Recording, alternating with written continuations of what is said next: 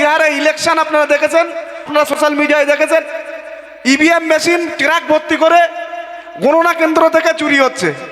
এবং ভারতবর্ষের বিরোধী দলনেতা মাননীয় রাহুল গান্ধীজি মহাশয় তিনি প্রমাণ করিয়েছেন এই কেন্দ্র সরকার বিজেপি সরকার ভোট চুরি করে তিনি ক্ষমতায় আছেন এবং সেই ভোট চুরিকে সমর্থন করেছেন মাননীয় মুখ্যমন্ত্রীর ভাইপো মাননীয় অভিষেক বন্দ্যোপাধ্যায়। আপনাদের কাছে একটা প্রশ্ন, আপনারা বলেন যদি কেন্দ্র সরকার ভোট চুরি করে ক্ষমতায় থাকতে পারে, এটা যদি সত্যি হয়, তাহলে রাজ্য সরকার ভোট চুরি করে পশ্চিমবাংলায় 3 বারের মাথায় ক্ষমতায় এসছে, এটাও সত্য। কারণ হলো আমরা দেখেছি, আমি আপনাদেরকে একটা সমীক্ষা বলি, গণনা কেন্দ্রে আমরা বিভিন্নবার বিভিন্ন সময় আমরা গণনা কেন্দ্রে গিয়েছি। ইভিএম মেশিনের যে চার্জ থাকে, সকাল 5টার সময় যে ইভিএম মেশিনটা চালু করা হয়, সন্ধ্যে 6টা পর্যন্ত সেই ইভিএম মেশিনটা চালু থাকে। কিন্তু দেখা যায় সেই ইভিএম মেশিনে একাধিক মেশিনে যেখানে 99%, 98% করে চার্জ থাকে, ঠিক যে মেশিনগুলোই বেশিরভাগ 99% চার্জ থাকে, সেই মেশিনগুলোই তৃণমূল কংগ্রেসের এক একটা বুথে 400-500 ভোটে লিড হয় এবং বিরোধীরা সেখানে 30টা 35টা করে ভোট পায়। যেখানে মেশিনগুলোই 65-70% চার্জ থাকে, সেখানে তৃণমূল কংগ্রেস কোনো রকম ভোট পায় না। আমরাও আশঙ্কা করছি, আমরাও দাবি জানাচ্ছি যে এই ইভিএমগুলো তৃণমূল কংগ্রেসের পক্ষ থেকে পরিবর্তন করিয়ে ওরম ট্রাক ভর্তি করে রাত্রের বেলা পরিবর্তন করিয়ে তৃণমূল কংগ্রেস ক্ষমতায় আছে। সেই জন্য ডায়মন্ড হাবড়া থেকে ভাইপো নামক যিনি অভিষেক বন্দ্যোপাধ্যায়, তিনি 7 লক্ষ ভোটে জেতা সম্ভব হয়েছে। নইলে মানুষের ভোট হলে কোনোদিনই সম্ভব না 7 লক্ষ ভোটে একটা লোকসভা কেন্দ্র থেকে জেতা। সুতরাং আপনাদের কাছে অনুরোধ করব, আগামী 26 সালে ইলেকশন আসছে, আপনারা কাঁধে কাঁধ মিলিয়ে আমরা দায়িত্ব নিয়ে আমরা ইভিএম মেশিন পাহারা দেব। যতদিন পর্যন্ত গণনা না হবে ততদিন পর্যন্ত ইভিএম যেখানে কাউন্টিং থাকবে সেখান থেকে বাইরে কোনো গাড়ি, কোনো ট্রাক আমরা বাইরে বেরোতে দেবো না এবং কোনো খালি ট্রাক আমরা ভেতরে ঢুকতে দেবো না। আপনারা জানেন ইন্ডিয়ান সেকুলার ফ্রন্টের পক্ষ থেকে বাংলার একমাত্র বিধায়ক, তেনার নাম নওশাদ সিদ্দিকী ভাইজান, তিনি বাংলা জুড়ে তিনি ভাঙড়ের বিধায়ক খবর সত্ত্বেও বাংলা জুড়ে এ বাংলা থেকে ওই বাংলা প্রত্যেকটা বিধানসভায় অক্লান্ত পরিশ্রম করে মানুষের জন্য, সাধারণ পিছিয়ে পড়া মানুষের জন্য, ধর্ম বর্ণ নির্বিশেষে মানুষের সঠিক পথ দেখানোর জন্য দিনকে রাত, রাতকে দিন করে তিনি প্রত্যেকটা জায়গায় ঘুরে বেড়াচ্ছেন। আজকে প্রতিটা দিন যেভাবে কেন্দ্র সরকার 14 সালের পর থেকে মানুষের হয়রানির শিকার, 14 সালের পর থেকে ভারতবর্ষ মানুষের যেভাবে হয়রানি করছেন, এক সময় এক রকম কাগজ দেখানোর নামে, ঠিক সেইভাবে আবার নতুন করে এসআইআর নামে যেভাবে মানুষকে হয়রানি করছেন। আর আমাদের রাজ্যের মুখ্যমন্ত্রী তিনি মমতা বন্দ্যোপাধ্যায়, তিনি বলেন এক, করেন আর এক। তিনি যেটা বলেন সেটা করেন না, যেটা বলেন না সেইটা করেন।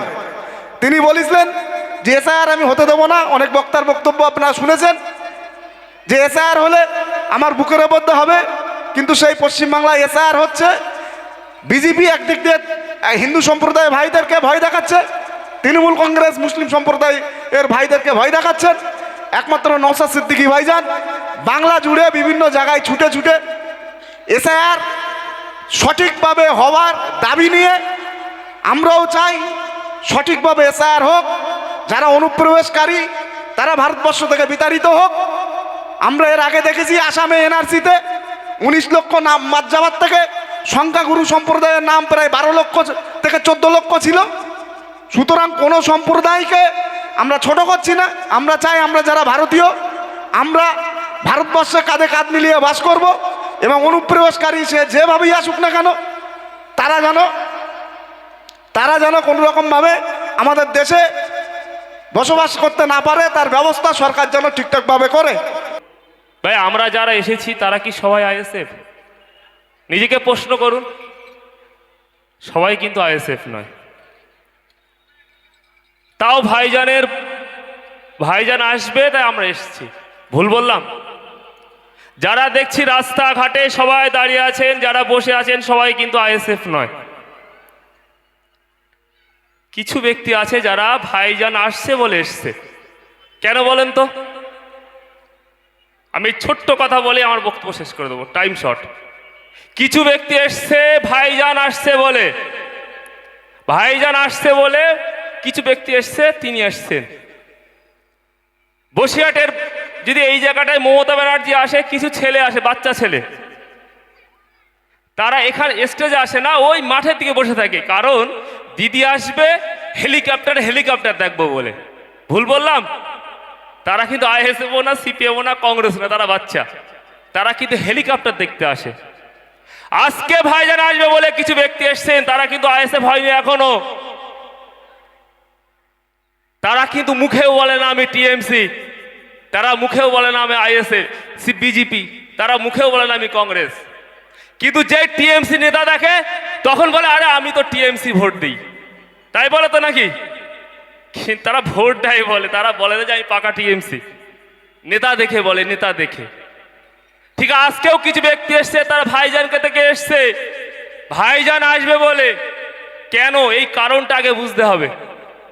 বাংলায় হাজার দল ছিল, আইএসএফ যখন জন্মগ্রহণ করেনি তখন অনেক দল ছিল বসিরহাটের বুকে, আজও আছে, তারপরেও আইএসএফ এর জন্ম হয়েছে। ঠিক বললাম তো? আজ থেকে 2021 সালের আগে এইখানে কি কেউ ছিল আইএসএফ?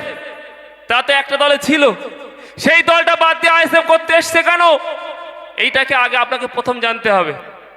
তাই ওই প্রশ্নটাই করলাম যে কিছু ব্যক্তি এসছে যারা ভাইজান আসবে বলে এসছে, অন্য কোনো কারণ না, তারা আইএসএফ না। সে টিএমসি হতে পারে, বিজেপি হতে পারে, সিপিএম হতে পারে। কারণ একটা, এটা আমার মনে হয়েছে, বাংলায় তথা ভারতবর্ষের একটা মাত্র নেতা, একটা মাত্র নেতৃত্ব যিনি মানুষের অধিকার নিয়ে কথা বলে। ভুল বললাম? প্রত্যেকটা মানুষের মনে অন্তরে বলছে একমাত্র যদি অধিকার নিয়ে কথা বলে থাকে তার নাম নওশাদ সিদ্দিকী, দ্বিতীয় কোনো ব্যক্তি নেই বাংলার বুকে। আপনার মনে হয় আছে? একটা দেখাতে পারবেন? তারাও জানে ভাইজান এখন বাংলার প্রয়োজন, ভাইজান আর কিছু প্রয়োজন নেই বাংলার। বহু কাগজ আছে, তারপরেও ফর্ম ফিল আপ করতে হচ্ছে। এসব ব্যাখ্যা ভাইজান তো বলবেই, কিন্তু তার মধ্যে বহু নেতা আছে, কিন্তু এখন ভাইজান ছাড়া বাংলা কোনো কথা নেই। সকাল থেকে সন্ধ্যা দেখবেন মিডিয়ায় শুধু ভাইজান ছাড়া কিছু নেই। আজকে আমরা নাম দিয়েছি অধিকার সভা। বুঝতে হবে, ছোট্ট কথা বলেছি, ছোট্ট কথাই বলবো, বুঝে নিতে হবে। ভাঙড়ে ভাইজান যাচ্ছে, কালো পতাকা দেখানো হয়েছে, আপনারা দেখেছেন কি? কে দেখাচ্ছিল কালো পতাকা? কে কালো পতাকা দেখাবে? যে ভাইজানের বিরোধী করবে সেই তো নাকি? কিন্তু সে বলছে ভাইজান আপনি ওই সবাই যাবেন না কেন? আপনারা মিডিয়ায় শুনেছেন, আমি ওইটা বলতে উঠিনি।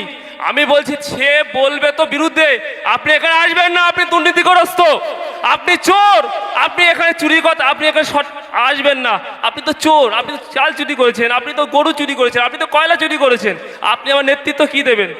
এই যারাই ছিল তৃণমূলের, তারাই এখন পদ্ম ফুলে বাংলার মানুষ বলছে তাই। নওশাদ ভাই তোমার চাই, এই শিক্ষা ছিঁড়ে শিক্ষা নিয়ে যুবকরা ভুগে মরে, বেকারত্বই বাড়ছে দেয়। নওশাদ সিদ্দিকী তোমার চাই। এই সকালবেলা তৃণমূলে, ভোর হলে পদ্ম ফুলে, এই তৃণমূল আর না, বিজেপিকে সঙ্গে নিয়ে কাজ হবে না, ভাইপো দিয়ে তোলাবাজির বাজার, তাই নওশাদ ভাই তোমার চাই। যিনি করছেন মোনাজাত, তিনি মারছেন পেটের ভাত, অধিকার ফিরে পাবো তাই নওশাদ ভাই তোমার চাই। এই পাড়ায় পাড়ায় আওয়াজ তোলো, হাওয়ায় চটি বদলে ফেলো, এই তৃণমূল আর না, নওশাদ ভাই তোমার চাই। আসল প্রকল্প গেরুয়া শিবির, দিদির শুধু সবুজ সাথীর, এই তৃণমূল আর না। এই চাকরির নামে টাকা নিয়ে প্রাণ বাঁচলো বিজেপি গিয়ে, এই তৃণমূল আর না। টান গেল সোজা বামে, বীজ মূল শ্রীরামে, ঘুরি সুতো ছাড়বো তাই নওশাদ ভাই তোমার চাই। এই মাঠে ঘাটে নদীর পারে বেকার যুবক কেঁদে মরে, দিদি মনির যন্ত্রণায় নওশাদ সিদ্দিকী তোমার চাই। এই দিদি মনি দেয় না, শিক্ষক রাজ ধন্যায় তাই, দিদি মনি দেয় না তাই, বাংলার মানুষ বলছে তাই নওশাদ ভাই তোমার চাই। এই গণতন্ত্র, ইতিহাস, সংবিধান আর জ্যান্ত লাশ, এই তৃণমূল আর না।